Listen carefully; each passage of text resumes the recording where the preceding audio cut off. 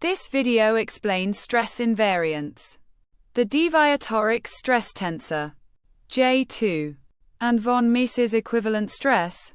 We will use tensor notation, indicial notation, full-hand calculations, and several checks including hydrostatic stress, uniaxial stress, pure shear, and triaxial stress. Stress components depend on the coordinate basis. If the axes rotate, the stress matrix changes, but the physical stress state at the point does not change. A stress invariant is a scalar quantity that remains unchanged under any orthonormal change of basis. The simplest invariant is the length of a vector. The vector components may change after rotation, but the dot product of the vector with itself does not. Stress invariants play the same role for second-order tensors. Recall that the Cauchy stress tensor maps a plane normal into a traction vector. In indicial notation, the normal component nj contracts with the second index of sigma ij. Here we assume a classical symmetric Cauchy stress tensor. Because the stress tensor is symmetric, it has real eigenvalues and orthonormal eigenvectors. The eigenvalues are the principal stresses. The stress tensor can be reconstructed as a sum of dyadic projectors weighted by principal stresses. The principal invariants are the coefficients of the characteristic equation. I use eta as the characteristic variable, not lambda, because lambda will later be reserved for the Lamé modulus in elasticity. The three invariants are the trace, the second principal invariant, and the determinant. In the principal basis, the stress tensor is diagonal. The invariants reduce to simple combinations of the three principal stresses. This form is often the easiest way to understand why the invariants are coordinate independent. We now use the same numerical stress tensor from the traction lecture. It is symmetric, so it is admissible as a classical Cauchy stress tensor. All components are in megapascals. The first invariant is the trace of the stress tensor. For this example, the trace is 270 megapascals. The tensile positive mean normal stress is m sigma equal to 90 megapascals. If a compression positive pressure is needed, it is minus m sigma. To compute I2, we need the trace of sigma squared. For a symmetric tensor, this equals the double contraction sigma ij. That means square all components and remember that off-diagonal shear terms appear twice. The second principal invariant is 1/2 of trace squared minus the trace of sigma squared. Substituting the numerical values gives I2 equal to 22,000 megapascal squared. The third principal invariant is the determinant of the stress tensor. Expanding along the first row gives 3 2 by 2 minors. The final determinant is 534,000 megapascal cubed. Substituting the invariants gives the characteristic equation. Solving it gives the three principal stresses. Their sum checks the first invariant exactly. Within rounding, every stress tensor can be split into a spherical part and a deviatoric part. The spherical part is the mean normal stress times the identity. The deviatoric stress is obtained by subtracting this part. Its trace is exactly 0. The spherical stress is simply the mean normal stress times the identity tensor. Here the mean normal stress is 90 megapascals. So the spherical part is a diagonal tensor with 90 on every diagonal entry.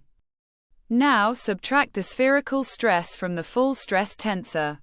The diagonal entries change by subtracting 90.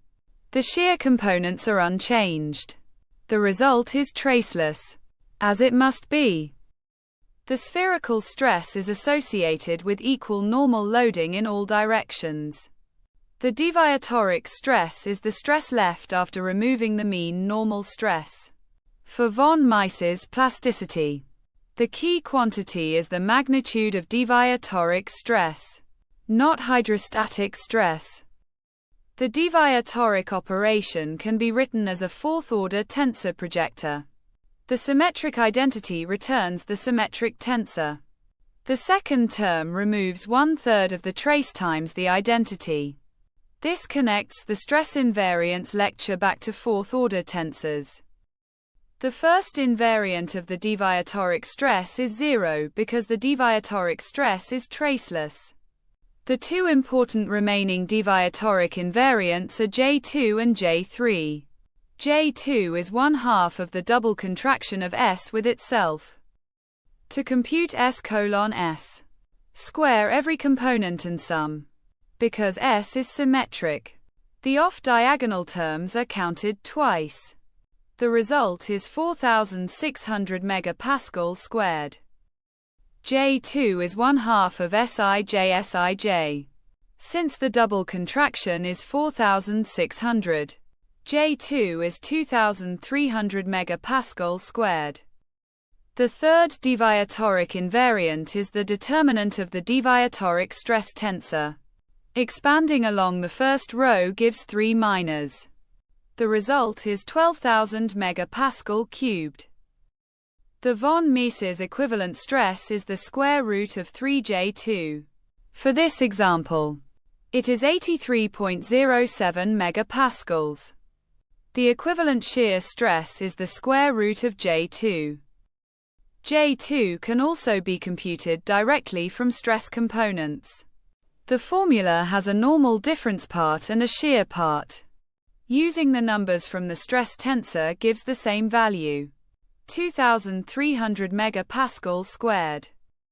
The component formula for von Mises stress follows directly from sigma Vm equals square root of 3J2. The normal difference part contributes 2,700. The shear contribution contributes 4,200. The result is again square root of 6,900. In the principal basis, the deviatoric stress is diagonal. Subtract the mean stress from each principal stress. The deviatoric principal stresses sum to 0. J2 may then be computed using the principal stresses alone. Pure hydrostatic stress has no deviatoric part. Therefore J2 is 0 and the von Mises equivalent stress is 0. This is why von Mises plasticity is pressure insensitive. For uniaxial tension, the von Mises equivalent stress equals the magnitude of the applied uniaxial stress. This is why it is called an equivalent tensile stress. In pure shear, the trace is 0.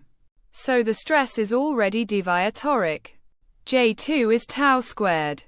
The von Mises equivalent stress is square root of 3 times the applied shear magnitude. In an axisymmetric triaxial stress state, 2 principal stresses are equal. Then the von Mises equivalent stress reduces to the absolute difference between the major and minor principal stresses. In compression, positive triaxial soil mechanics, this is usually written as Q equals sigma 1 minus sigma 3. The pressure sign convention must be explicit. With a tensile positive Cauchy stress tensor, the mean normal stress is m sigma. Compression positive pressure is minus m sigma. The deviatoric invariant Q is square root of 3J2. The von Mises yield condition compares the equivalent stress to the uniaxial tensile yield stress. Yield begins when sigma Vm equals sigma y. Equivalently, J2 equals sigma y squared over 3 at yield. Von Mises stress is not an actual traction and not a real normal stress on one plane. It is a scalar equivalent stress constructed from the deviatoric part of the stress tensor. It measures distortional stress intensity under an orthonormal change of basis. The deviatoric stress transforms as QSQ transpose. Using orthogonality and the cyclic property of trace, the double contraction S:(S) is unchanged. Therefore J2 is a true invariant. Every formula must pass a dimensional check. The stress and deviatoric stress have units of Pascal. I2 and J2 have units of Pascal squared. The von Mises stress has units of Pascal. As a stress must. There are 6 common mistakes. Do not confuse I2 and J2. Do not compute J2 from the full stress tensor without removing the spherical part. Do not forget the factor of 2 for off-diagonal shear terms. Do not mix tensile positive and compression positive conventions. Do not interpret von Mises stress as a real stress on one plane. And do not apply von Mises blindly to pressure-dependent soils. The final memory map is this. I1, I2, and I3 are invariants of the full stress tensor. The mean normal stress defines the spherical part. The deviatoric stress is the full stress minus the mean part. J2 is 1/2 of Sij. The von Mises equivalent stress is square root of 3J2. The essential idea is that J2 measures the magnitude of deviatoric stress.